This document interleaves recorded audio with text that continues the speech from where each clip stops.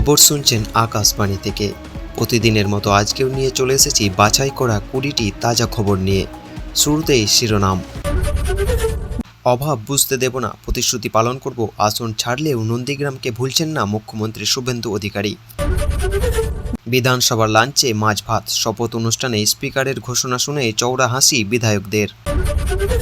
মোদির বার্তা মেনে জ্বালানি সাশ্রয়, কনভয় নয়, বাসে চেপে বিধানসভায় শপথে বিজেপি বিধায়করা। জেলায় বসেই সুপ্রিম কোর্টে মামলা, বিশেষ লোক আদালত থেকেই সুবিধা পাবেন বিচারপ্রার্থীরা।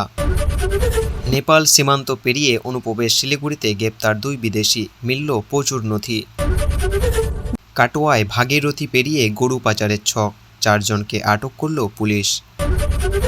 মূল চক্রীদের সঙ্গে দুষ্কৃতী, যোগ নিয়ে ধোঁয়াশা, দায়িত্ব পেয়ে চন্দ্রনাথ খুনের কিনারায় তৎপর সিবিআই। সুরঙ্গে লক্ষাধিক টাকার আসবাব, ছাদে ছাগল চাষ, কিভাবে তৃণমূল নেতার পাতালপুরীর খোঁজ পেল পুলিশ। কল্যাণীতে গঙ্গায় নেমে নিখোঁজ কিশোর, উদ্ধার কার্যে দেরির অভিযোগ পরিবারের। এদিকে হাসপাতালে ভর্তি সোনিয়া গান্ধী, অস্ত্রোপচার হবে কংগ্রেস নেত্রীর। বিজয়কে সমর্থন জয়ললিতার দলের 25 বিধায়কের, তামিলনাড়ুতে আস্থা ভোটে জয়ী নয়া মুখ্যমন্ত্রী। পশ্চিম এশিয়ার যুদ্ধের আজ ভারতে, দেশে কতদিন জ্বালানি মজুত রয়েছে, মুখ খুলল কেন্দ্র। বঙ্গে পালাবদলের পর প্রথমবার দিল্লি সফরে শ্রমিক, চূড়ান্ত হবে মন্ত্রিসভা। দক্ষিণবঙ্গে চচ্চড়িয়ে বাড়বে পারদ, অতিরিক্ত বৃষ্টির সতর্কতা উত্তরে, এমনটাই পূর্বাভাস আলিপুর আবহাওয়া দপ্তরের। অযোগ্য চাকরিহারাদের সুদসহ ফেরত দিতে হবে বেতন, জেলা শাসকদের চিঠি শিক্ষা দপ্তরে। 24 ঘন্টা পেরোনোর আগেই তাপসিয়া অগ্নিকাণ্ডে গ্রেপ্তার 2, আজই রিপোর্ট দেবে তদন্ত কমিটি।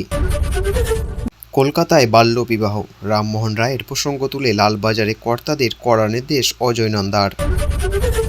নিজের কনভয়ে কাটছাঁট মুখ্যমন্ত্রী শুভেন্দুর, মোদির পরামর্শ মেনেই বড় পদক্ষেপ। নিটের প্রশ্ন ফাঁসে 30 লক্ষের চুক্তি, গুরুগ্রামে ডাক্তারের, রাজস্থান থেকে গ্রেপ্তার 2 ভাই। কয়লা পাচার মামলায় নয়া মোড়, লালার আগাম জামিনকে চ্যালেঞ্জ করে সুপ্রিম কোর্টে ইডি। এবার মোবাইল নম্বর লুকিয়ে রেখেই করা যাবে রিচার্জ, গোপনীয়তা রক্ষা কবচ টেলিকম সংস্থার। এতক্ষণ শুনলেন সংবাদ শিরোনাম, এবার আসছে বিস্তারিত খবরে। যারা এখনও পর্যন্ত ভিডিওটিকে লাইক করেননি তারা লাইক করে চ্যানেলটি সাবস্ক্রাইব করবেন। বিধানসভায় শপথ নেওয়ার পর নন্দীগ্রাম নিয়ে বড় বার্তা দিলেন মুখ্যমন্ত্রী শুভেন্দু অধিকারী। সাংবাদিকদের মুখোমুখি হয়ে তিনি বলেন, নন্দীগ্রাম নিয়ে যা প্রতিশ্রুতি দিয়েছি তা পালন করব। আগামী 5 বছর নন্দীগ্রামের মানুষকে কোনো অভাব বুঝতে দেব না। এবারের বিধানসভা নির্বাচনে ভবানীপুর ও নন্দীগ্রাম 2 কেন্দ্র থেকে জয়ী হন শুভেন্দু অধিকারী, তবে সংবিধান অনুযায়ী 1টি আসনই রাখতে পারবেন তিনি। এদিন ভবানীপুরে বিধায়ক হিসাবে শপথ নেওয়ার পর স্পষ্ট জানিয়ে দেন নন্দীগ্রাম আসনটি তিনি ছেড়ে দিয়েছেন। মুখ্যমন্ত্রী বলেন, সংবিধানের নিয়ম মেনেই নন্দীগ্রাম ছাড়ছি, কিন্তু নন্দীগ্রামের সঙ্গে আমার সম্পর্ক আগের মতোই থাকবে। তিনি আরও জানান, তার পক্ষ থেকে অন্যজনকে একজন প্রতিনিধি সেখানে প্রার্থী হবে এবং জিতে এসে মানুষের কাজ করবেন। তবে নন্দীগ্রামের উন্নয়নের দিকে তার নজর সবসময় থাকবে বলে আশ্বাস দেন তিনি। শপথ গ্রহণের পর বিধানসভা থেকে বেরিয়ে ভবানীপুর ও নন্দীগ্রামের মানুষকে শুভেচ্ছা জানান শুভেন্দু। পাশাপাশি নন্দীগ্রামের জন্য দেওয়া প্রতিশ্রুতি পূরণ করার কথাও ফের একবার উল্লেখ করেন তিনি। এদিকে বিকেলের পর ভবানীপুর বিজয় মিছিলে অংশ নেওয়ার কথা জানিয়েছেন মুখ্যমন্ত্রী। ফের একবার নিট ইউজি পরীক্ষা প্রশ্নপত্র ফাঁস কাণ্ডে চাঞ্চল্য ছড়ালো দেশ জুড়ে। তদন্তে নেমে রাজস্থান পুলিশ গ্রেপ্তার করেছেন 2 ভাই মঙ্গিলাল ও দীনেশ বেওয়ালকে। অভিযোগ, পরীক্ষার 1 সপ্তাহ আগে গুরুগ্রামের এক চিকিৎসকের কাছ থেকে 30 লক্ষ টাকা বিনিময়ের প্রশ্নপত্র কিনেছিলেন তারা। এরপর সেই প্রশ্নপত্র বিপুল টাকার বিনিময়ে আরও কয়েকজনের কাছে বিক্রি করা হয়। তদন্তে জানা গিয়েছে অভিযুক্ত 2 ভাই রাজস্থানের জামুয়া রামনগর এলাকার বাসিন্দা। তাদের মধ্যে একজন মেডিকেল প্রবেশিকা পরীক্ষার প্রস্তুতি নিচ্ছিল। পুলিশ সূত্রে খবর, নাসিকের একটি ছাপাখানা থেকে এই ফাঁস চক্রের সূচনা হতে পারে। সেখান থেকে ধাপে ধাপে প্রশ্নপত্র পৌঁছায় গুরুগ্রামের ওই চিকিৎসকের কাছে। এরপর সেটি বিক্রি করা হয় রাজস্থানের 2 ভাইয়ের কাছে। জেরায় অভিযুক্তরা জানিয়েছে, প্রশ্নপত্র ফাঁসের খবর তারা প্রায় 1 মাস আগে থেকেই জানত। ঘটনায় ইতিমধ্যে 15 জন সন্দেহজনককে আটক করে জিজ্ঞাসাবাদ শুরু করেছে রাজস্থান পুলিশ। অভিযুক্ত দীনেশের একটি রাজনৈতিক দলের সঙ্গে যুক্ত বলে জানা যাচ্ছে। উল্লেখ্য, গত 3 মে দেশজুড়ে অনুষ্ঠান হয়েছিল নিট ইউজি পরীক্ষা। প্রায় 23 লক্ষ পরীক্ষার্থী অংশ নেয় ওই পরীক্ষায়। কিন্তু প্রশ্নপত্র ফাঁসের অভিযোগ ওঠার পর পরীক্ষা বাতিল করে দেয় ন্যাশনাল টেস্ট এজেন্সি। গোটা ঘটনার তদন্তভার দেওয়া হয়েছে সিবিআইকে। নতুন করে কবে পরীক্ষা হবে তা এখনও জানানো হয়নি। কয়লা পাচার মামলায় অভিযুক্ত অনুপ মাঝি ওরফে লালার আগাম জামিনের বিরুদ্ধে সুপ্রিম কোর্টে গেল ইডি। দিল্লি হাইকোর্টে আগে তাকে আগাম জামিন দিয়েছিল। এবার সেই সিদ্ধান্তকে চ্যালেঞ্জ করেছে কেন্দ্রীয় তদন্তকারী সংস্থা।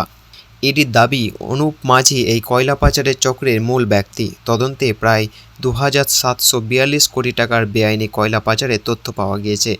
আদালতে ইডি জানায়, তদন্তের শুরুতে অনুপ মাঝি ঠিকমতো সহযোগিতা করেননি।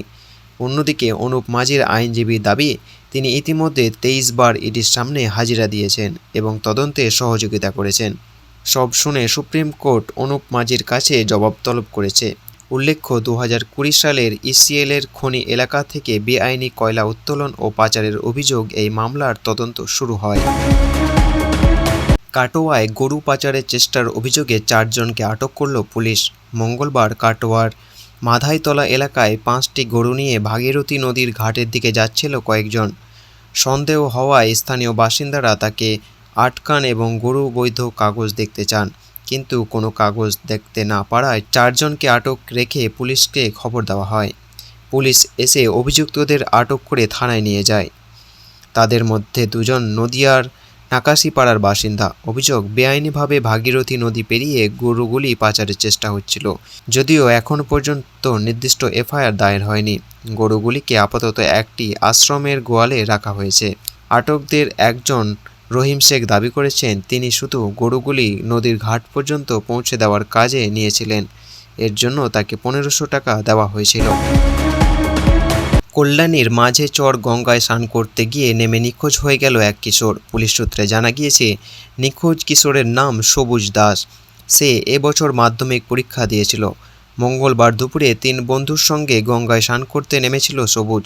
সেই সময় আচমকাই গভীর জলে তলিয়ে যেতে শুরু করে সে। বন্ধুরা ও স্থানীয়রা তাকে বাঁচানোর চেষ্টা করেন। ঘাটে উপস্থিতি কয়েকজন যুবককে তল্লাশিও শুরু করেন, কিন্তু সন্ধ্যা পর্যন্ত কিশোরের কোনো খোঁজ মেলেনি। খবর পেয়ে ঘটনাস্থলে পৌঁছায় পুলিশ ও উদ্ধারকারী দল। এদিকে পরিবারের অভিযোগ, উদ্ধার কার্যে যথেষ্ট দেরি হয়েছে। তাদের দাবি, ঘটনার প্রায় 3.5 ঘন্টা পরে কিউআরটি টিম ঘটনাস্থলে পৌঁছায়। প্রশাসনের ভূমিকা নিয়ে ক্ষোভ প্রকাশ করেছেন পরিবারের সদস্য ও স্থানীয় বাসিন্দারা। রাত পর্যন্ত গঙ্গায় তল্লাশি অভিযান চলছিল।